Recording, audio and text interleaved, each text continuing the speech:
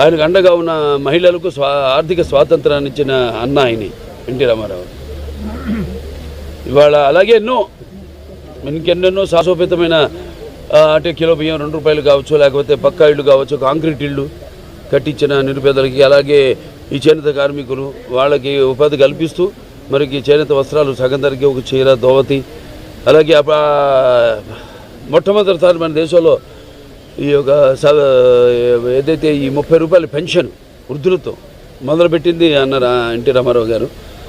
అలాగే మహిళలకు ఆస్తులు తండ్రి ఆస్తులు సమానకి అయితేనేమి, లేకపోతే వాళ్ళకు విశ్వవిద్యాలయం అయితేనేమి, తిరుపతిలో పద్మావతి విశ్వవిద్యాలయం అయితేనేమి, అలాగే మాండల అంతవరకు ఉన్న ఈ యొక్క ఏదైతే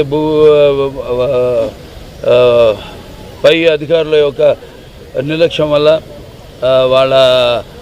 వాళ్ళపైన ఉన్న ఒత్తిడి వల్ల ఏదైతే సామాన్య ప్రజలు ఇబ్బందులు పడుతున్నారో వాళ్ళందరికీ ఆనాడు ఉన్న ఈ యొక్క తాలూకాలని రద్దు చేసి ఆనాడు ఈ యొక్క మండల వ్యవస్థను తీసుకొచ్చిన మహానుభావుడు నందమూరి తారక రామారావు. అంటే ప్రజల వద్దకు పాలన తీసుకొచ్చిన మహానుభావుడు. అలాగే అభినవ భగీరథ ఆనాడు తెలుగు గంగ, అలాగే ఈ యొక్క ఏదైతే ఆంధ్ర నివాస్ సవంతి ఉందో, లేకపోతే గాలేరు నగరి ఉందో, ఇవన్నీ కూడా ఆయన మానసిక పుత్రికలు. అలాంటివి ఎన్నో రచనలు చేసి ముందు చూపుతో రాష్ట్రం అవిభక్త ఆంధ్ర రాష్ట్రాన్ని ఎంతో అభివృద్ధి చేసి ముందుకు తీసుకెళ్ళిన మహానుభావుడు. అంతవరకు తమిళులుగా పిలువబడ్డ మనల్ని మనం తెలుగు వాళ్ళం, మన తెలుగు జాతి అనే ఒక గుర్తింపు తీసుకొచ్చిన మహానుభావుడు నందమూరి తారక రామారావు. అలాగే ఇప్పుడు ఆయన్ని స్ఫూర్తిగా తీసుకుని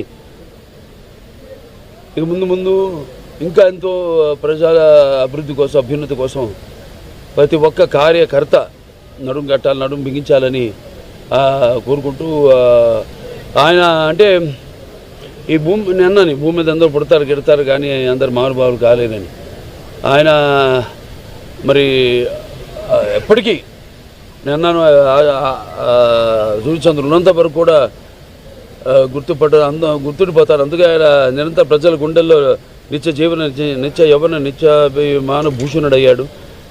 అలాగే నిండు గుండెల్లో శాశ్వతంగా నిలిచిపోయే నిత్యామృతాన్ని తాగిన దేవుడిగా మారాడు. అలాగే మరణం లేని చిరస్మరణీయమైన ఒక మహత్తర జన్మను పొందాడు. అలాగే ఆయన ఎవరికి ఆయనకు సాటి కానీ పోటీ కానీ రాలేని విధంగా ఎవరికి దక్కని ఒక మహత్తరమైన జన్మను ఆయన పొందాడు. సో అందుకే ఆయనకి చావు లేదు. ఆయన ఒక నిరంతరం వెలిగే ఒక మహనీయ భగవద్గీత లాంటి జన్మ నందమూరి తారక రామారావు గారు. ఈ సందర్భంగా మళ్ళీ ఒకసారి ఆయన ఒక కొడుకుగా బిడ్డలుగా పుట్టడం మా అందరి పూర్వజన్మ సుకృతం అయితే, మరి మేము మా కుటుంబమే కాదు ఇవాళ ఇంత పెద్ద కుటుంబం తెలుగుదేశం అన్నది ఇచ్చి అందరినీ అందులో కుటుంబ సభ్యులుగా చేర్చి మరి ఒక పెద్ద కుటుంబాన్ని ఇచ్చి ఈ యొక్క వారసత్వాన్ని ఈ యొక్క తెలుగుదేశం పార్టీ ఏదైతే ఈ వారసత్వం ఉందో దాన్ని ప్రతి ఒక్క కార్యకర్త భుజస్కంధాల మీద మోపి ఆయన నేను చెప్పినట్టు ఆయన ఇక స్ఫూర్తిగా తీసుకుని ఆయన ఏ పోరాట పటిమతో పోరాడి ఎన్ని అడ్డంకులు వచ్చినా తల వంచకుండా ముందుకు సాగిన ధీరోదాతుడు. అలాగే ఏదైతే తెలుగు ఎప్పుడెప్పుడు మన జాతికి ఎప్పుడెప్పుడు ఏ అవమానం జరిగినా దాన్ని ఆత్మాభిమానాన్ని కాపాడిన ధీరుడు. అలాగే తెలుగు వెలుగును ప్రపంచం నలుమూలలో ప్రసరింపజేసిన మహానుభావుడు.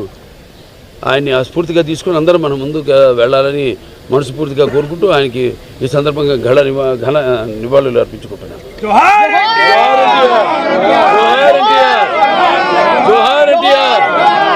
జోహార్ ఎన్టీఆర్. జోహార్.